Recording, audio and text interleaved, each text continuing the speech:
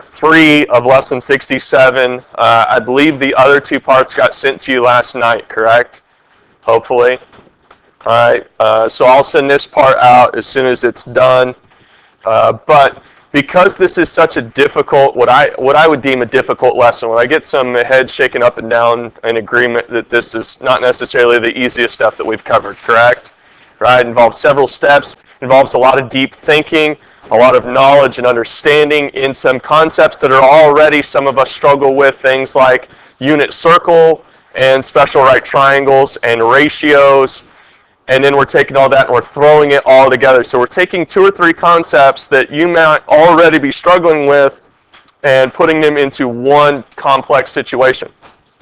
All right, so I don't expect you guys to, just automatically get it because I showed it to you. All right, so number 8, it says 10 sine theta plus 5 radical 3 equals 0. So the only way, not the only way, but the way that I represent this, hoping that we can at least take a difficult step and make it a little bit easier, is to substitute sine theta out with what? Does anybody remember what we substituted it with? X. So I said 10x plus 5 radical 3 equals 0, because the first part of what we really want to do is just get sine theta by itself, and I can understand that better if I'm looking at it as 10x plus 5 radical 3 equals 0. Hey, I know how to get x by itself, at least in the way that I'm seeing things. So how would I get x by itself to start with? Subtract 5 radical 3. All right, so that would give me 10x equals negative 5 radical 3, right? We could all agree with that. That's a good, nice, easy first step. What would be my next step in solving for x?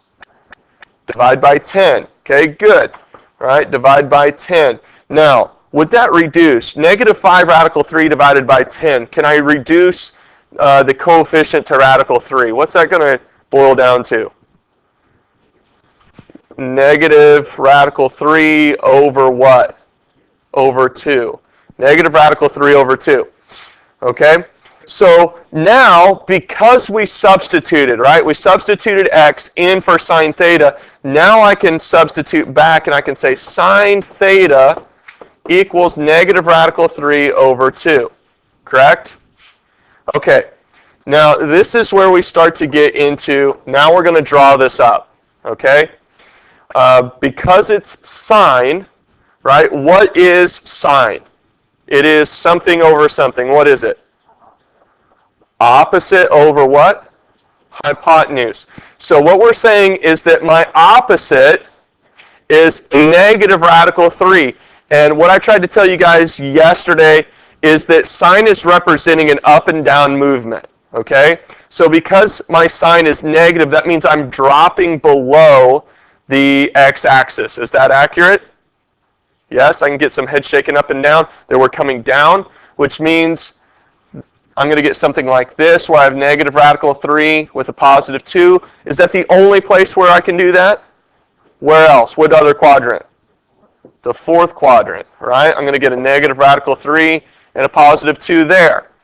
All right, the next thing I want to find out is, what are these reference angles if this is radical 3 and that's 2? Can anybody tell me what those reference angles are in terms of the ratios of these right triangles? Well, they're 30, 60, 90 triangles, but what, between 30, 60, and 90, what is opposite radical 3? 60, good. Okay, 60 and 60. Now, the next thing I want to determine is, what is the distance from the initial side to that point? Well, I'm 60 degrees past 180 degrees, right? So I'm taking 180 plus 60, right? What's 180 plus 60? 240 degrees. All right, so we're at 240 degrees is one of them. Okay, what about from here all the way over to here? Now, I'm 60 degrees shy of 360 degrees, right? So at what degree does this line, my terminal side, show up? Well, 420, oh, look, it's a circle. Circle has 360 degrees. Did I make a complete circle? right? So am I going to be greater than 360 degrees or less than 360 degrees? Less than. How much less than? I'm 60 degrees less than 360. So what's 360 minus 60? 300 degrees. So these terminal sides show up at 240 and 300 degrees. Okay. Now what this wants, now the other part to this is, could I wind up at these places if I kept going around? Can I still wind up at these terminal sides? Yes. All right. And that's going to look like, let's see, if we go back to it, question number 1, right? If you went back and watched the video or you were in class yesterday and you saw question number 1, you'll know that we could go around and still wind up there if we added 360 degrees to 240, right? It would bring us back to the same spot. Or if we took 300 and added 360 degrees. Or I could go around and around and around and around and around, and I could still get here or here, correct? Okay, so what we said is that essentially it's 240 degrees plus 360 degrees times the integer of the number of times I would want to go around that circle, correct? Right? Or 300 degrees plus 360 times the integer of the number of times I would go around there to get to the other terminal side. But if you look at our question, it says radians, right? So I need to convert all of this over to radian form. How did I do that? What's that?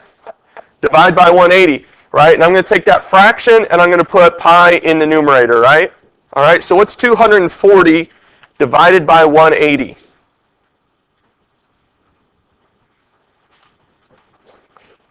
Give it to me as a fraction.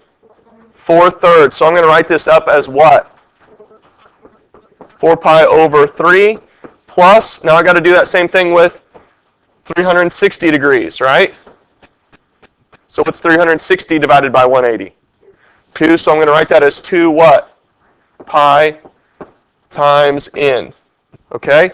That's one of it. Now, we're going to say or, and we're going to do the same thing with 300. Okay? 300 divided by 180 is?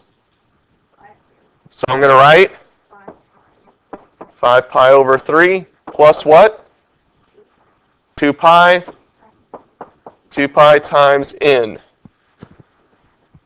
Okay, that's our answer on 8. Do you see why I wanted to come back today and get more practice, right? Because one, I had like 4 people who finished the assignment, which is fine, right? But even if I finish the assignment, I might have a question in my homework that looks a lot like this. I can go back and check and see if I got it right or wrong. If it doesn't look like this, then I probably need to fix something, right? Okay. Is anybody still writing this down? Do I need to give you a second? No? All right, let's go on to number 9. Okay, number 9. Okay, now fortunately for us, this isn't going to include that divide by 180 because it just wants my answer in degree form, which is easier for us, right? All right, so we've got 4 cosine theta minus 2 radical 2. We're going to do the same beginning steps here where I'm adding and dividing. All right, so if we were to write this up in simplest form, we'd say 4x minus 2 radical 2 equals 0. Jose, what would be the first thing that you would do? Add 2 radical 2 to the other side, so we're going to get 4x equals what? 2 radical 2. What would you do after that? Good. Divide by 4. All right, so x equals 2 radical 2 divided by 4. Can I simplify that at all?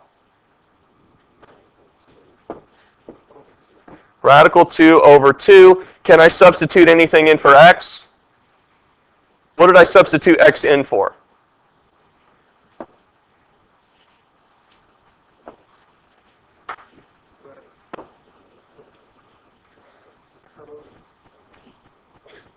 Cosine theta. Cosine theta. So we're going to say cosine theta equals radical 2 over 2. Now, my problem is that in my special right triangles, nowhere do I have an adjacent that's radical 2. All right, we just don't. Okay, we've got 1, 2 radical 3, and we got 1, 1 radical 2. but my radical 2 is an adjacent, it's a hypotenuse, right?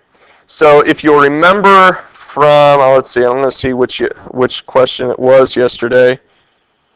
I don't know if we covered it or not. Actually, it was question number 7, right? I think, and so you guys weren't actually in here. It was in the other class. But this is the really difficult part to this. So what radical 2 over 2 is it is what we would get after we've rationalized the denominator. Okay, so this is what I want you to see, is that if this had been 1 over radical 2, how would I have rationalized that denominator? Radical 2 over radical 2, right? And radical 2 over radical 2 is equal to 1. So am I actually is it a different value or is it just a different form? Just different form, same value. What's 1 times radical 2? Just radical 2. And what's radical 2 times radical 2? 2. So this is what I want you to see. That this answer and this answer are equivalent, right? Do we see that? And that's a really difficult thing to do because essentially we have to look at radical 2 over 2 and see that it's not what I want to work with, but it's equivalent to something that I do want to work with. Because we can solve cosine theta equals 1 over radical 2. Okay? Because cosine is adjacent over hypotenuse, right? So adjacent is on the x-axis. Cosine is the x-axis. All right? Notice that 1 is positive, correct? All right, so am I going to be on the left side in quadrants 2 and 3 or on the right side quadrants 1 and 4? 1 and 4, because that's where I'm going to get a positive 1 here, right? So I'm going to be in these two quadrants, 1 and 4, because my adjacent is positive on this side, okay? Now, my hypotenuse is radical 2 here and radical 2 here, all right? Which means what is the length of the side opposite my reference angle? Can anybody tell me? What's that? Well, you gave me the degree, but what's the length of the side? 1. 1, 1, radical 2, right? Do we remember our 1, 1, radical 2? It's a 45, 45, 90 right triangle, correct? So we know that this is 45, and that's 45. We know that this is 45, even though that's negative 1, 45. All right, so what we're saying is where do these lines show up at? Well, that green line shows up at how many degrees? 45 degrees. Okay? But where does this one show up at? How many degrees? 315. How did you find 315? 360 minus 45. Okay, so we have 45 degrees and 315 degrees. Oh, thank you. She butts in sometimes. Okay, so that's what we're looking for is 45 degrees and 315 degrees. Okay, well, hold on. Well, let's see. I think if we look at, 45 and 315 are our answers here. Okay, 45 and 315. Okay, are the answers to number 9. Because if I go around again, I'm already over 360. I'm not dividing by anything. Okay, so I can't go around more than once. Okay? All right, finally, number 10. Okay, this one's in both radians and degrees. This is one that you can do in your calculator, but if you remember from what I said the other day, if you do this in your calculator, you're only going to get half the answer, right? So if I plug this in my calculator, we'll see what it shows. Okay, inverse cosine negative 1 divided by 2. You see that it gives me 120 degrees. Actually, in this case, that is our answer. Okay, so we can go ahead and write 120 degrees, but it's still only half our answer because we want it in radians, right? Okay, what is 120 degrees in radians? Calculators. What do I do with 120? Divide it by and get 2 pi over 3.